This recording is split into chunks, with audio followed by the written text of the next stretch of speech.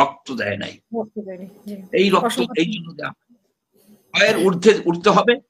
আপনি দেখেন ভয় সংক্রামক, সাহস সংক্রামক না। আপনার একটা লোককে সাহসী বানাতে পারবেন না, কিন্তু ভয় ছড়াই দিতে পারেন। যে তাদের দাঁড়ানো উচিত যে তুমি অপ্রীতিকর কোশ্চেন করছো, তোমার কোশ্চেন আমি মানি না। তুমি কোনোভাবেই এই এই যে এই যে জুলাই অভ্যুত্থানের গণ অভ্যুত্থানের যারা মারা গেছে তাদের নিয়ে তুমি যে কটূক্তি করো, আমি এটা নিন্দা করব। আমি অনেকবার বলেছি যে এই শেখ হাসিনা একটা ভয়ের কালচার সৃষ্টি করতে পারছিল, সক্ষম হয়েছিল। কিছু লিখতে গেলে, কিছু বলতে গেলে ভয় ছিল যে গুম করে ফেলবে, আপনার ধরে নিয়ে যাবে, আপনার একটা মামলায় জড়াই দিবে। এই ভয়তে কিন্তু অনেকেই কথা বলে নাই, অনেকেই নিজেকে গুটিয়ে নিচ্ছে, চাটুকারিতা করছে, প্রীতিকর প্রশ্ন করছে, এগুলি করছে কারণ সে একটা ভয়ের কালচার সৃষ্টি করছিল। আর একটা ছিল যে সে ঘুষ দিত মানুষকে, সে এদেরকে টাকা দিত। দুইটা ছিল, একটা হলো ভয় আর একটা হলো ওই আপনার উৎকর্ষ। এর ফলে আমাদের যে সংবাদপত্র বলেন, মিডিয়া বলেন, ধ্বংস হয়ে গেছে।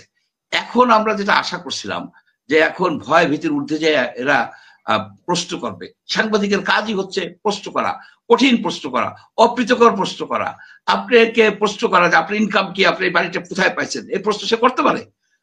এই প্রশ্নের জন্য যদি তাকে তার কর্মচ্যুতি হয় তাহলে তো ভয় হবেই।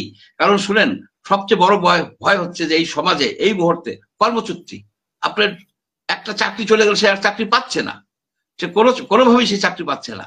স্পেশালি আপনার মিডিয়া জগতে, আমি তো এদের সাথে উঠা বসা করি, দেখি মিডিয়া জগতে চাকরি চলে গেলে আর কোনো চাকরি পাওয়া সম্ভব হইতেছে না, শ্রিঙ্ক হয়ে গেছে, সবকিছু শ্রিঙ্ক হয়ে আসতেছে। সেইখানে এই সরকারের এরা ডক্টর ইউনূসের যে ইমেজটাকে নষ্ট করতেছে। এই সব লোকজনকে ডক্টর ইউনূস তার টিমের মধ্যে নিয়ে সে কিন্তু ক্ষতি করে ফেলতেছে তার ইমেজ, তার একটা বিশ্বব্যাপী যে একটা সম্মান। এবং সে তো সমালোচনার কে ভয় পায় না, সে সমালোচনা করলে তো ডক্টর ইউনূস কিন্তু কিছু বলে না, আমি লক্ষ্য করছি। বলে যে যত পারেন আমাকে বলেন, যে এবং সমালোচনার মাধ্যমেই কিন্তু কারেক্টেড হয়। আর এইখানে যারা এরা করতেছে যে একটা অপ্রীতিকর কোশ্চেন করলো, চাকরি চলে গেল, একটাই হলো ছাপানো যাবে না, একটা কিছু হলো ছাপানো যাবে না, এইটা হবে না। এই বাংলাদেশের জন্য ছাত্ররা, তরুণ তরুণী, যুবক যুবতী রক্ত দেয় নাই। এই রক্ত এই জন্য দেওয়া ভয়ের ঊর্ধ্বে উঠতে হবে। আপনি দেখেন ভয় সংক্রামক, সাহস সংক্রামক না। আপনার একটা লোককে সাহসী বানাতে পারবেন না, কিন্তু ভয় ছড়াই দিতে পারেন। ভয় ছড়াই, সেই ভয় ছড়াই দিতেছে, যারাই ভয় ছড়াই দিতেছে তাদেরকে ভয় দেখাইতে হবে, তাদেরকে উৎখাত করতে হবে, তাদের উপরে লাগতে হবে। আমি সেই জন্যই করি। আমি যে ফারুকের কথা বললাম এই কারণে যে তার স্ত্রী ফজলুল হোসেন মুজিবের অভিনয় করছে, আমরা কিন্তু একটা কথা বলি নাই। তার স্বাধীনতা আছে, তার স্বাধীনতা আছে, সেই স্বাধীনতা সে এক্সারসাইজ করছে।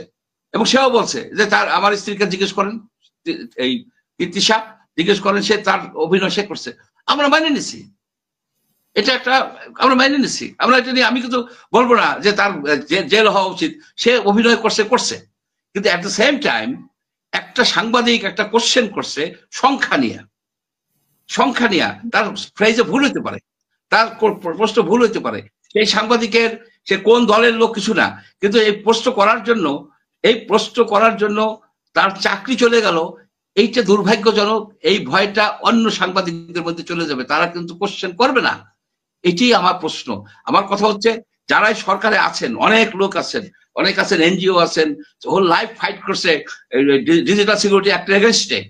এখন তারা কোথায়? এখন তারা কই? তারা তো ক্ষমতায়। এই যে আদিলুর রহমান, সে ক্ষমতায়। আপনার এই যে ফরিদ আক্তার, এরা তো ক্ষমতায়। এই যে রিজওয়ানা, এরা ডিজিটাল সিকিউরিটি অ্যাক্ট নিয়ে কথা বলে নাই? আমরা তো একসাথে ওই ওয়েবিনার করছি, একসাথে করছি, এখন কেন বলে না? এই সাংবাদিক তিনজনের পেছনে যে তাদের দাঁড়ানো উচিত যে তুমি অপ্রীতিকর কোশ্চেন করছো, তোমার কোশ্চেন আমি মানি না। তুমি কোনোভাবেই এই যে জুলাই অভ্যুত্থানের গণ অভ্যুত্থানের যারা মারা গেছে তাদের নিয়ে তুমি যে কটূক্তি করো, আমি এটা নিন্দা করব।